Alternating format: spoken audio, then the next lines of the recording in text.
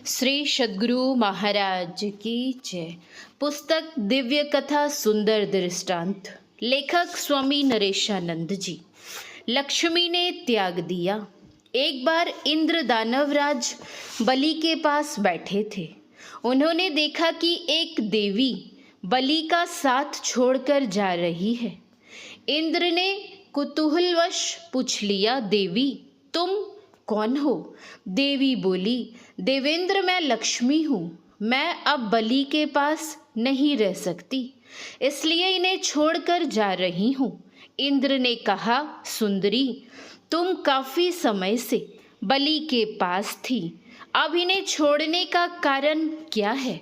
लक्ष्मी बोली, देवेंद्र जहाँ सत्य, दान, व्रत, तप, पराक्रम तथा धर्म का वास होता है, मैं वहीं रहती हूँ। असुर इस समय इनसे विमुख हो रहे हैं। पहले ये सत्यवादी व जितेंद्रिय थे, पर अब ये मर्यादा विहीन व उच्च श्रृंखल हो गए हैं। धर्म की मर्यादा तोड़कर अब अक्षय भोजन करते हैं। वृद्धों महिलाओं का सम्मान नहीं करते। इनके परिवार में कलह है। परिश्रम न करके ये आलसी की तरह सोते रहते हैं। अतिथियों का सत्कार न करके उनका तिरस्कार करने लगे हैं। खाने की वस्तुएं भूखे बालक को न देकर स्वयं चट कर जाते हैं। इन सब दुर्गुणों के रहते मैं उनके साथ कैसे रह सकती हूँ? कुछ क्षण मौन रहकर लक्ष्मी बोली, आशा, श्रद्धा, क्षमा, शांति आदि 8 देवियां भी दैत्यों को छोड़कर मेरे साथ आपके पास आ रही हैं। जहाँ धर्म सद्गुण होगा वहीं हम सभी 9 देवियां रहेंगी। श्री सद्गुरु महाराज की जय। पुस्तक महर्षि संत सेवी प्रवचन पीयूष से। पूज्य संत सेवी जी महाराज का प्रवचन, दानशीलता की महिमा। भगवान श्री राम कहते हैं, सुकृत निंदक मंदमती, आत्महन गति जाए।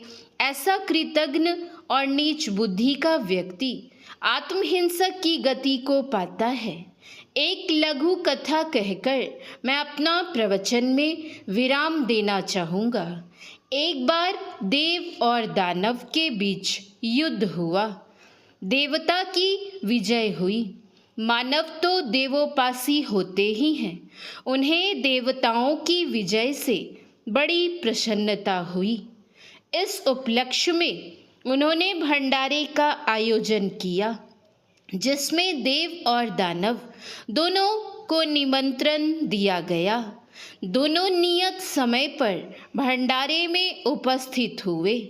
सारी भोज्य सामग्रियां तैयार थीं। दानवों ने कहा कि हे मानव, तुम तो सदा देवताओं के पक्षधर रहे हो। तुम देवताओं को पहले भोजन कराओगे और हमें पीछे, पर हमें यह पसंद नहीं। मानव ने कहा कि हे दानव, अगर आपके मन में ऐसी बात है तो पहले आप लोगों को भोजन करा देता हूँ। देवता लोग पीछे भोजन करेंगे। दानवों ने कहा, ठीक है, हम लोगों को भोजन कराओ। आसन बिछा दिया गया। सभी दानव उस पर बैठ गए। भोजन की सारी सामग्रियां परोस दी गईं।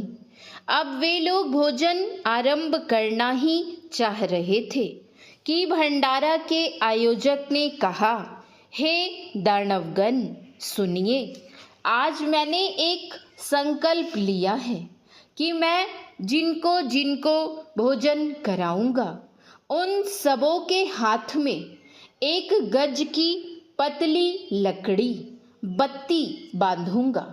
दानवों ने पूछा कि क्या देवताओं को भी बांधोगे? उन्होंने उत्तर दिया, अपने संकल्प के अनुसार जिनको जिनको भोजन कराऊंगा उन सबको बांधूंगा। दानवों ने कहा कि ठीक है, बांधो।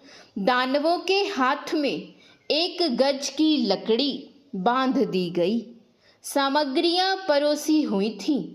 वे लोग कौर उठाने लगे, पर हाथ में तो लकड़ी बंधी थी। हाथ मुड़े तब तो कौर मुंह में जाए।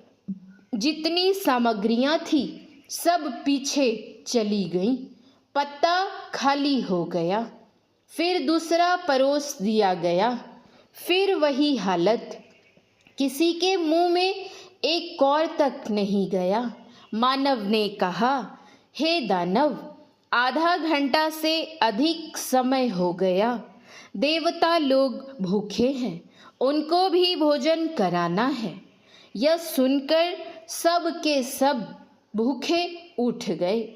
देवताओं के लिए दूसरी पंक्ति लग गई। सब देवतागण बैठ गए।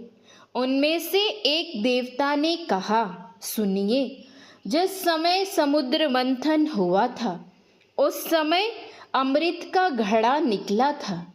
हम लोग इसी तरह एक पंक्ति में बैठे थे। बीच में एक राक्षस आकर बैठ गया और छिपकर अमृत पी गया, जो आज तक हमारा दुश्मन बना हुआ है। इसलिए हम लोग एक पंक्ति में नहीं बैठेंगे, हमें 2 पंक्तियों में बैठाइए। आमने सामने रहेंगे ताकि हम देख सकें कि ये देव हैं कि दानव। देवताओं को 2 पंक्तियों में बैठा दिया गया और उन्हें भोजन की सारी सामग्रियां परोस दी गईं। मानव ने कहा, हे देवगण, आप लोग भोजन आरंभ करें। जब आप लोगों के हाथ में लकड़ी बांध दी जाएगी। हर एक के हाथ में लकड़ी बांध दी गई और कहा गया कि अब आप लोग भोजन कीजिए।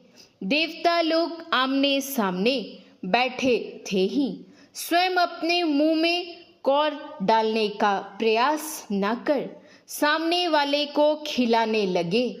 इस तरह एक दूसरे को खिलाकर सबने अपने पेट भर लिए। कहने का तात्पर्य यह है कि जो देववृत्ति के लोग होते हैं वे एक दूसरे को खिलाकर संतुष्ट होते हैं, और जो दानव वृत्ति के लोग होते हैं वे अपना ही पेट भरना चाहते हैं, फिर भी उनका पेट नहीं भरता है। आप धर्म प्रेमी सत्संगियों ने मिलकर इन 3 दिनों के सत्संग से बहुत को भोजन कराया, बहुत की सेवा की। यह देव बुद्धि का परिचायक है। इससे मुझे बड़ी प्रसन्नता हुई है। इस सत्संग के आयोजन में जिन्होंने तन मन धन या वचन से सहयोग किया है वे सभी पुण्य के भागी हैं। सबको शुभकामना सहित मेरा आशीर्वाद है। जो मुझसे श्रेष्ठ हैं उनके लिए मेरा प्रणाम है। श्री सद्गुरु महाराज की जय। महर्षि संत सेवी परमहंस जी महाराज का यह प्रवचन अखिल भारतीय संत मत सत्संग महाधिवेशन रांची में दिनांक 15/2/2003 ईस्वी को अपराह्नकालीन सत्संग के शुभ अवसर पर हुआ था। शांति संदेश जुलाई 2008 ईस्वी। महर्षि संत सेवी परमहंस जी महाराज के प्रवचन का कुछ अंश पढ़ा गया है। श्री सद्गुरु महाराज की जय। श्री सद्गुरु महाराज की जय। श्री सद्गुरु महाराज की जय।